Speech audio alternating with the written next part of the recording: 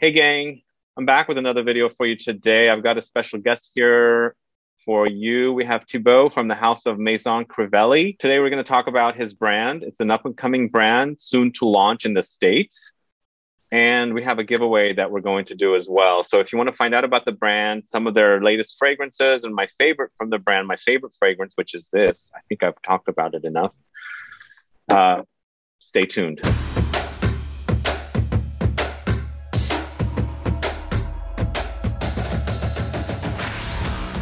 Thanks so much for tuning in. I've got Thibaut here from MAISON CRIVELLI. He's going to go over the brand with us, and they've got a new fragrance launching soon as well. By the time this video airs, it probably will be launched, correct? Yes, correct. So it's launching tomorrow as of the recording of this Zoom video. Okay. All right. If you haven't subscribed to the channel yet, please do subscribe by clicking the subscribe button below so that you'll be notified for future videos and giveaways. So thanks so much for doing this video with me. Tell me a little bit about the brand. Oh, so the brand, so to start with, the brand was launched about 3 years ago in October 2018. Prior to that, I had been working in the perfume industry for about 10 years. But as I've always had the objective to create my perfume brand one day. And the objectives actually I gave me, there were quite a few objectives. It was very important for me to propose scents which would be very different from the classics and also very different from other niche brands. Because what we see today is that more and more perfumes smell the same. And it was very important for me that everything we do would be very different from what has already been proposed. Otherwise, there would be no point in launching those creations. And so that was the starting point. Second point is I really wanted to surprise you as much as possible. Really add this notion of surprise at every step of the discovery of the scents. And another point of the project which was important for me was to, I wanted to start from and to get inspirations from moments I had lived. For me, this notion of authenticity and sincerity was like a very, very important value. And so this is what I did for every perfume of the portfolio. So eventually what we propose with MAISON CRIVELLI is very original perfumes with contrast, but more than simple contrast, they have very surprising contrasts. And all those scents will always be inspired from moments that I have lived. And those moments are always encounters I've had with perfume ingredients. But those are moments with a very unexpected situation, let's say. So it's moments when I discover perfume ingredients with a lot of surprise by stirring up all my senses at the same time. So it's moments of life which I have remembered and which I would like to share with you through a perfume. Cool. That's great. The general idea. Nice. So you launched in 2018. How many fragrances did you launch with? So as of today, so we launched with 4 initially. Okay. I didn't want the collection to be too broad because people could get lost. And then we've launched a new perfume every 6 months. We had eau de parfum at the beginning. So now we have 10 eau de parfum in the collection. And I really wanted to ensure that within the collection, there would be no overlapping between two scents. So each perfume is an experience by itself. Each perfume is a surprise by itself. Okay. And so as you will see, and I hope you can smell them soon in the stores, but those perfumes are really built to be surprising and very, like, let's say, opposite to classic scents. Okay. And in September this year, we are launching a brand new collection of perfume extract. So it's vegan perfume extracts. We have worked with Quentin Biche. I'm sure you're familiar with him, but he's one of the best perfumers worldwide. And the idea with those extracts is to create perfumes which are, of course, surprising, but mind-blowing, shocking in a positive way, with very, very strong diffusion and like also very long-lasting for sure. But I'm very happy because it's combining very well with our eau de parfum, but to another level in terms of power, intensity, and diffusion. Cool. So your extracts are not extracts of previous fragrances. They're brand new fragrances. Totally different. Yeah, totally new perfume. And it's always, so the way we work actually with the perfumers is quite simple. I share with them a mood board, which will describe the experience that I have lived. And this mood board is composed of videos, photographs, sounds. Sometimes I even shared pictures from my childhood, albums, like Facebook albums, for example, of a few memories I had of a few years ago. And the idea is that they kind of live the moments that I had, and they bring all the emotions, or not even the emotions, but the sensations. They bring all the sensations in the perfume. So it's a very simple approach. At the same time, the brief is very rich, because some perfumers will respond to the sounds, others will be inspired by the colors, others will be inspired by me telling them about the people I met. So let's say it's a very broad inspiration, and then they take what they feel, what inspires them, and they bring it to the perfume. And so as those moments always had surprises, contrasts, basically it's what we will find in the perfume. We will find contrasts of raw materials, which you've never seen before in the market. And we will also find a lot of contrast in terms of sensations, dry and juicy, warm and very fresh. So that's basically how we work. Cool. So you've worked with some great perfumers such as Bertrand Duchaufour, Nathalie Feisthauer. Yes. We've worked with different perfumers because, there's, I would say, a double objective here. The first objective for me was to really meet very different perfumers, and behind each perfume, there's really, like a connection with the perfumer. And the more perfumers there are, the more interesting the project becomes, because I get to meet different personalities. We spend time together. Just last night, to give you an idea, I had dinner at Nathalie Feisthauer's home. We had dinner on her terrace. We smelt ingredients. We smelt creations. We talked, like I spent 4 hours at her place. So it's not just a professional project. It's more than that. And the second point is, of course, that each perfumer has its own creativity and its own signature. And as I wanted the perfumes to be very different one from another, then the fact of working with different perfumers helped me to ensure that we would take very different directions. But of course, with the same brand signature, with those surprises and those elements of contrasts. But still, if you do like a mapping of our perfumes, they are very, very different one from the other. Nice. So shall we talk about your latest release, since you're launching that very soon? This is a fragrance created by Quinton Biche. It's an extract. For the first extract. Yeah. The name is Hibiscus Mahajad. So actually all our perfumes have two, the names of the perfumes are composed of 2 words. Yeah, I wanted to find out how you come up with the names. So that's good that you brought it up. Yeah, so the hibiscus refers to the experience I had. So for this scent, it was a tasting of hibiscus tea in a jewel market. So that's, of course, I had hibiscus flowers at home, but there's one day in my life when I tasted hibiscus tea. And I was in a very specific location, in a market with marble, with a lot of jewels. It was a very luminous environment, with a lot of reflections, colors of the sun through the windows, and so on. And the second word, so Mahajad, will basically, I want the name to be a bit exotic, but also to have a connection with the perfume.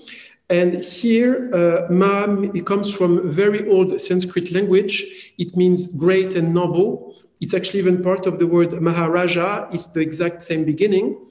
And jade evokes jade, or jade in French. And the idea was just to have a second word which would evoke the magnificence of the moment, but also the link with the precious stones that I mentioned.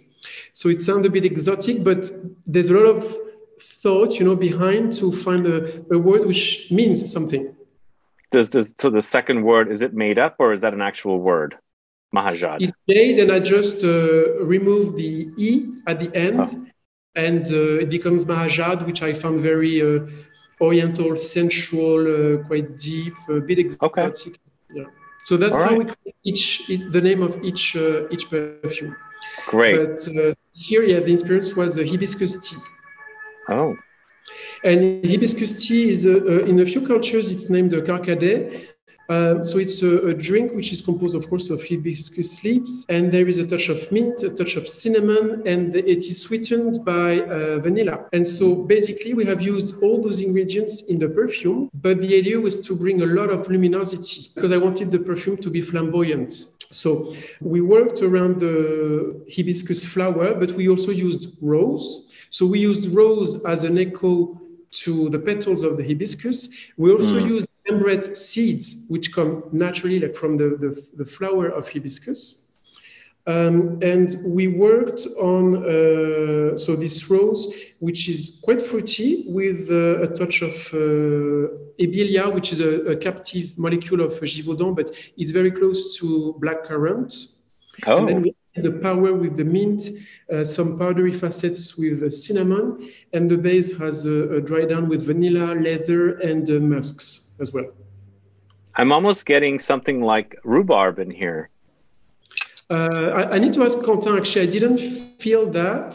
I wouldn't say that he added a fruity note of rhubarb. It could be this molecule of ebelia, actually, which gives this fruity facet. Interesting. So this launches tomorrow. Yes. And all your extracts are going to be in the orange bottle? Yes, so it's a terracotta bottle, which is the iconic color of the brand. You can also see it actually on the piece of furniture of display behind me. I chose this color because it echoes to the Italian origins of my family, who moved to France about 1,000 years ago. So it's still like very, it's not just 1 or 2 generations before me. It's long time ago. But it's kind of, I would say, an echo to those Italian origins. And as a child, I spent a lot of time between the center of France and the French Riviera. And in the French Riviera, we found a lot of places with this ochre or terracotta color. So it's an echo to my childhood. And so very interesting. I find I really add the luminosity, and it's a beautiful color. So it will be not just for the scent, but for the entire collection. Okay. And it comes in a box which is dark gray with a sleeve. And so when you open it, as a touch of contrast and surprise, you find another color. So here it's white. And the bottle comes like embricked in the white box. Nice. Always about surprise and contrasts. We try to work with, we are very detail oriented. And when it comes to the I can tell. But when you choose simplicity, which is something which is not that common in the niche industry, you always have to ensure that everything you do is just accurate. It's not done with excess. It's just balanced and pure and beautifully simple.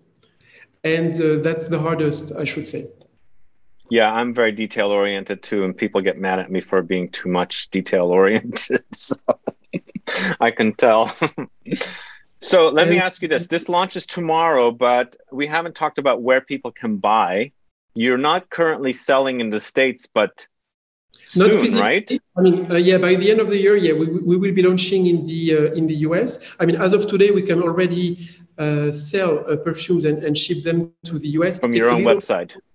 Yeah, it takes a bit more time, of course, than a delivery shipped out of, let's say, offices or warehouses based in the US, but we can deliver from there.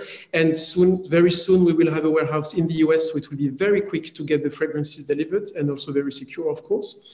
But the brand is already in nearly 30 countries. It's been a really fast development, actually, over the last 3 years. In the UK, it's available at Harvey Nichols, John Lewis. We will launch the extract collection at Selfridges before the end of the year. It's available in South Africa at Skins Cosmetics. It's available in Australia at Myrrh, Libertine, and some other stores.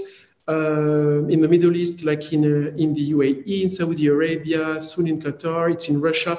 It's pretty much all over Europe already in like the most beautiful stores. It's not everywhere, but it's in the most beautiful stores. So yes, I'm happy because it's been a quick development, despite a context which has not been easy. Nice, congrats. So yeah, we're happy about the development, and we get so much positive feedback also from people. I think for me this is the most rewarding thing. It's when I hear. So I still manage the Instagram account of the brand, and I reply like all personal messages or even comments. And when I get private messages, people asking or commenting that they love this scent or another, for me that's the most rewarding thing, because it shows that what we do has an impact and creates emotions which are positive. So that's perfect. Of course we want the brand to grow, but for me the story behind it is so sincere. There's so much passion and so much personal involvement as well, that I really want to create emotions through the perfumes. That's my main objective. Great. So let's talk about my favorite, and we'll go back to some of your more recent launches. But this is pretty recent too. Came out last year. Yes, September last year. Yeah, it's pretty recent, yeah. And what you described about your brand, I can totally see it in this fragrance. It's a contrast. The orris with that green galbanum is what I really like about this fragrance. So tell me. Yeah, so actually I've always loved iris as a note. Iris perfumes are quite classy. I mean, first of all, I have to say it's a very difficult ingredient to work with. First, it's very expensive if you use the natural orris ingredient. And this is what we do in the scent. We created this perfume with Robertet, and they have direct supply of very high quality orris butter. And it's very hard to work with it because iris is powdery, but it's also very earthy and a bit dirty. And of course, we had to explore the different facets of iris, but in a noble way. And what most brands are doing with iris is to create scents very, let's say, makeup oriented, evoking like lipstick or powder or more. So this is, I will not name other brands, but let's say if you think of classic iris perfumes from the top brands, it's kind of in the same direction. Yeah. And so what I did is to try to remember moments when I discovered iris flowers in an unexpected way. So of course I had irises in my garden as a child, but let's say it's kind of expected. And I remember one day I was in I will not tell you where I was. This is something I never reveal, because it's a point to mention, which is important. The brand is not at all about traveling. The inspiration is not a trip. It's an experience, and it doesn't matter where you go or where you are. What matters more to me is how I live the moment and how I will stir up my senses and explore. And you don't have to move around. You can just be still and just, pay attention to what is around you. So I never mentioned where I was, because every day I keep on repeating that Maison Crivellì is not about traveling. It's about living things, experiencing, being curious, and being maybe a bit more aware of what's around you. So for this perfume, I was in the desert. I had driven a few hours in the desert, which is, by the way, a very fun experience, because I don't know how to say in English, but you kind of remove air from the tires, and then you can float on the sand. So you can drive pretty fast, which is quite fun. And after like 2 hours, we arrived in a village next to an oasis. And they were like a very old traditional mud, like brick houses, let's say. I entered the house, and so there was like incense floating in the air. And I remembered walking up the stairs because I wanted to reach the terrace, which is open air terrace. Yeah. And there on that terrace, there was an iris in a jar, but there was an iris flower. And there was like many, many jars with iris. And we could overlook at the oasis with a few camels. So of course it was green, it was dry, but the sun was setting down, like there was sunset. And so there was still some warmth coming out of the sun, but it was not too strong, because in the desert in the day, it can be it can be overbearing. Yeah. And so there was like this connection between the green environment of the oasis, this dry desert, the warmth of the sun, the camels with a bit of leather, like with the saddles and so on, and this flower, which was just here.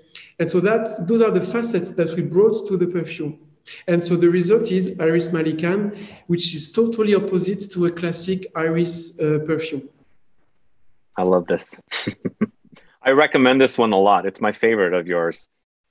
It's just so good. Where does the name come from? Can you tell us? Malikan? So Malikan is a combination of two words. Malik means the king in Arabic. Okay. And I wanted to express this nobility, this power, because, you know, seeing an iris flower growing and blossoming in such a hostile environment is not something you would expect. There was a kind of, nobility, I would say, of the flower. And Khan, or Khan for some people, is the title that emperors had in Central Asia, like Genghis Khan in English, maybe, or Genghis Khan. Yeah, Genghis Khan. And so, I just wanted to express this notion of power and strength, but with a word which is not as expected, let's say, and also which would evoke, you know, like something a bit exotic and oriental. And this is what we have with Malikan, which I found very, very nice to say, like quite subtle. It definitely rhymes. Yeah. Good stuff, guys. If you don't know this one, do check it out. I have videos on it on the channel. You can go search. One more thing I have with this one. The perfumer is Mark Zini. Yes. I've never heard of this perfumer before. He's based in Grasse. Actually, he lives there, and he works for Robertet. Oh, okay. Cool. And it's been like, I mean, because I briefed two perfumers on this scent, and the first, it's quite incredible how different the propositions you could get, you know, from different perfumers for the same perfume. But what Mark proposed was just, it was it. Like of course we worked it a little bit, but the direction he took spontaneously was definitely the right one.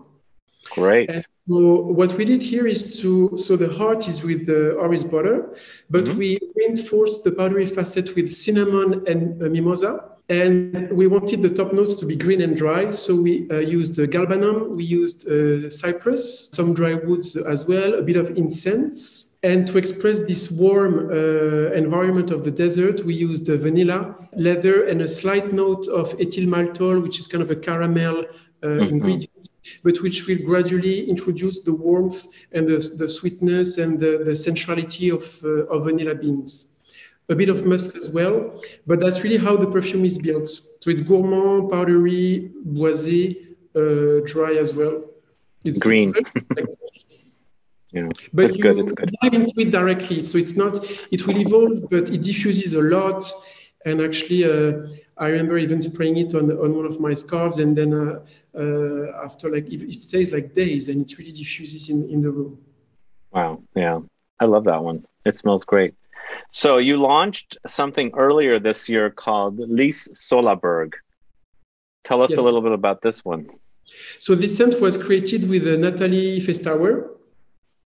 And actually, I chose to work on Lily after spending time with Nathalie, you know, at her place. And of course, Lis has to be, it's not a natural ingredient, it has to be like created because it's a flower we can't really extract naturally.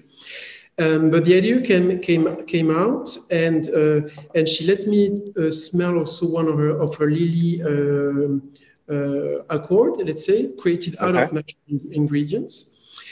And I remembered one day, it was not too long ago actually, when I discovered lily flowers on top of a fjord, and it was in the summer.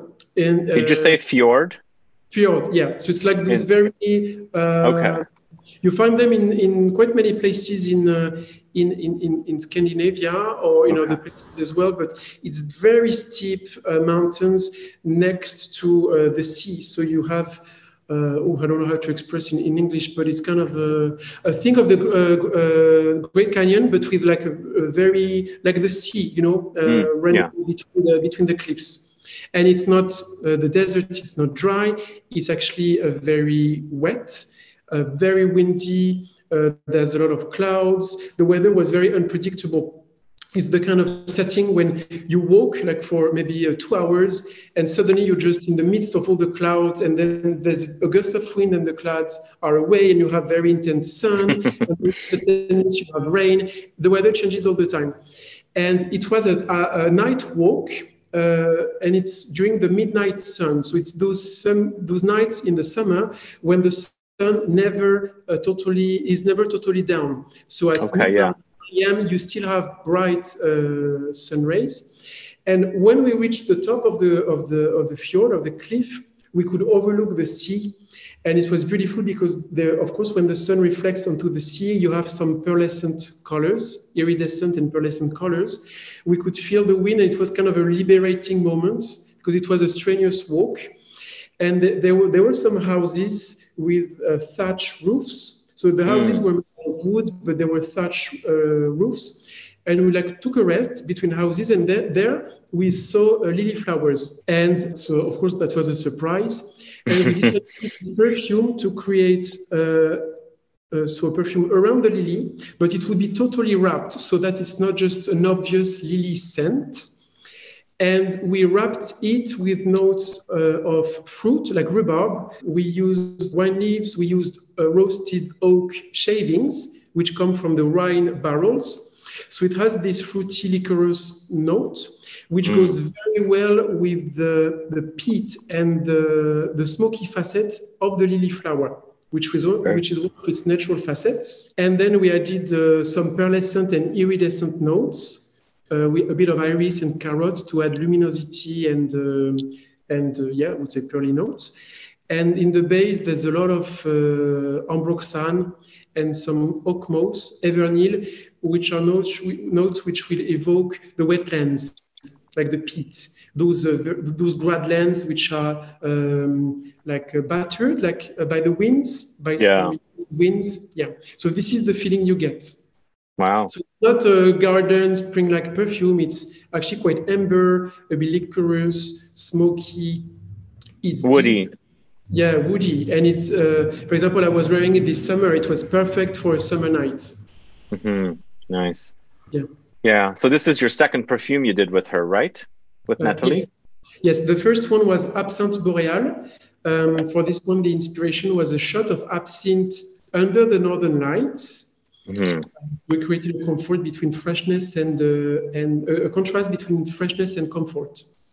Wow. And imagine you're in the winter and like typical north or east coast winter weather, and you just wear a coat, but you just feel fine. So this is the kind of sensation we wanted to express with the perfume. Nice. Yeah. So you did, let's see, where is the other one? You launched earlier this year. Wait, did you launch just this year, Osmant Kadashan, or was it last year? In February. So you're launching 3 fragrances this year. With this year, one, we have 3. Yes. Oh, okay. Because the Lis Solaberg of Nathalie was a love at first try, at first sniff, and I said, look, you have to launch it this year. And with the extract collection, I didn't want to wait. So, except this year, we have 3 launches. Next year, it will be 2 new extracts. We will launch again in partnership with Quentin Biche. So that's the plan. So do you plan on launching any regular fragrances next year, or will they just be the extracts next year? Just the extracts with 2 launches worldwide. We're also looking at launching exclusive scents with certain partners. So this is under development. And there will be new EDPs in 2023. Great. All right. So let's talk about Osmant Kadashan. To me, this was Osmanthus totally contrasted like your brand is. I don't get much of the Osmanthus's fruitiness in here. So Osmanthus has, so for people who don't know the ingredients, it's a flower which comes from Asia and which has apricot and or peach and leather facets. And many brands who mention Osmanthus actually use a chemical ingredient just to express this very fruity and the licorice facet. So the natural ingredient is as such, but it also has a leather facet. And it is the facet that we wanted to express in the perfume.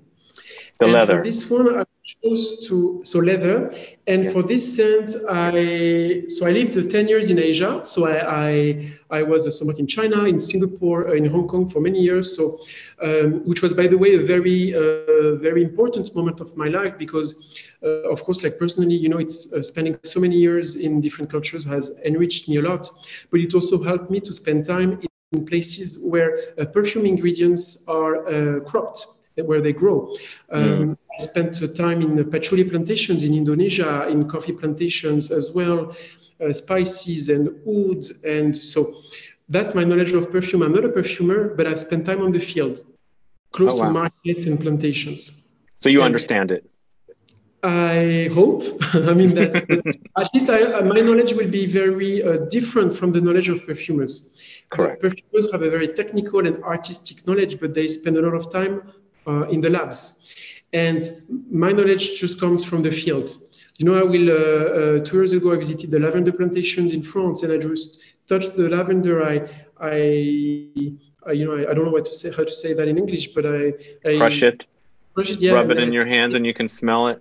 Exactly. And it's what everyone can do. And I invite you to do it as well, because I do it. That's the best way to get close to the perfume ingredients, but to their richness, you know. And so, we were talking about osmanthus. Yeah. I came across osmanthus in many different situations, because in Asia, in some cultures, it's used in desserts, by the way, or in tea. But I remembered discovering osmanthus flowers in a monastery, which was on the top of a tropical mountain. It was a mystical mountain in Asia, and it was a mountain shrouded in mist. Wow. It was a nice experience because it happened after I walked up a mountain for the whole day in the middle of bamboo forests. There was a lot of rain, a lot of fog. I was even attacked by monkeys. So it was like wow. It was a trekking full of adrenaline, a bit of danger as well. And suddenly I arrived in this monastery, which was a few centuries old. I think it was from the 15th or 14th century. It was very old, with stone walls, with moss. And I pushed a wooden door, and there were pagodas with, of course, all pagodas were in wood only. Yeah. And when I entered the pagodas, it was so relaxing. And there was star anise, there was osmanthus flowers, there was leather. It smelled like very raw wood. You know, it was like a very natural environment. And I sat outside, then it was rain started to pour. And I had a cup of tea, and I was feeling so calm and relaxed, you know, in this setting. And so that's what we wanted to express with the perfume. It's okay, there's osmanthus, there's a bit of a fruitiness, but it's much more than that. There's leather, there's star anise, there's adrenaline, it's comforting. And so we combine different raw materials to express those different emotions that I lived. Nice. So who did the perfume? Stéphanie Vacouche. We created Rose Saltifolia with Stéphanie as well. And I must say, for those two different briefs, she also instantly understood what I was talking about. I think we have a very strong connection with Stéphanie. She just understands me, you know, and nice. She came out with this very beautiful osmanthus, and very different from the classics, because it has a lot of freshness. It's coming from star anise, but also Sichuan pepper.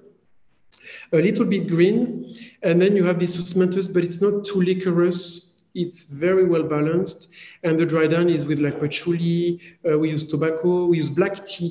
Black tea in the heart of the scent will really bring this earthy and relaxing facet. Nice. So it's a chyprès, but we twisted it with the osmanthus instead of the classic rose, let's say. And we added the freshness to bring a twist. Great. Nice. Good. So those are what you launched in the last couple of years. You want to say anything else about any of your other fragrances?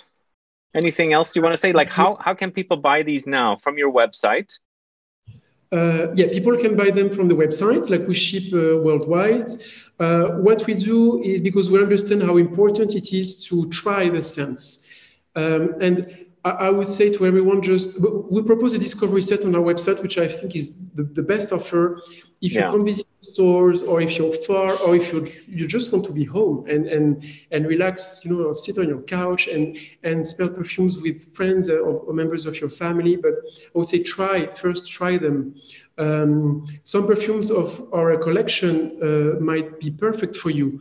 There are some others which might not be within your taste, and you can never predict what you're going to love or like less. But just give it a try, because our perfumes, I think, will surprise you. And if you're a rose lover, you might, or if you hate rose, for instance, you might just love our rose Centifolia because it's so different from the classics. Take the time as well to understand them, because they could be, it's not just I smell and I like or I dislike, it's more than that. I think those fragrances deserve time. And I like the idea that we take more time, time for ourselves actually to relax and discover perfumes in a better way. What we propose, which is different, is also a new way to explore the perfumes. And that's something you can try on our website. What we do is that we share with you the mood board that I sent to the perfumers. Oh, wow. So this mood board is available on the page of each perfume. So it's right below, actually, the key information around the scent. It's in the middle of the page. But I invite you to smell the scent. Then you can enter this section. You will click, and you will unveil step by step the different facets of the perfume. And there will be words evoking the emotions I live, the raw materials I tried, I experienced. But step by step, you will unveil the different facets of the perfume. And some facets will speak to you. Some others will not really, mean something. But at the end, you will be able to select a few images, and we will tell you what those images represent in terms of ingredients or sensations of the perfume. And I think it's a very interesting way to discover the scents, because usually we discover perfumes which are complex. There are some facets which we feel, some other facets that we don't feel, but it can be difficult to visualize, to feel the ingredients of the perfume, because perfume, it's not tangible, it could be a bit abstract. And I think those elements are great because they will help you to better understand, in a way to better feel and read. It's as if you go to the 3D movies, and what we bring to you is those glasses just to make the movie very clear. That's more or less the same. I think that's the intention we have, and that's what this approach brings. So it's different, but it's also very relevant. And it's if you smell the same scents, if you smell one scent with members of your family or your friends, you could just feel facets of it which are totally different. For example, rose Centifolia, it's a salty rose. And maybe you will feel the rose or the marine facets, but maybe not both at the same time. And some members of your family will feel a citrusy note that we have put in the scent. So it's very personal in the end. And yeah, it is. That's also the objective I have, I would say, is to surprise you with perfumes which are so different based out of my experiences. But what matters to me is that the perfume surprises you and that you will live your own journey. So you will be taken away to maybe your own memory, your own, like to a specific location, but that will be personal. Yeah. And it's another reason why I never mentioned where I was, because I want the perfume to appeal to you for this personal memory, this personal sensation. And so the focus is not on me, the focus is on what you feel through the perfume. It's nice. Subtle, but I think it's very important. And, there are so many stores where the BAs will do their best to tell you about the scents, but they will just list some ingredients.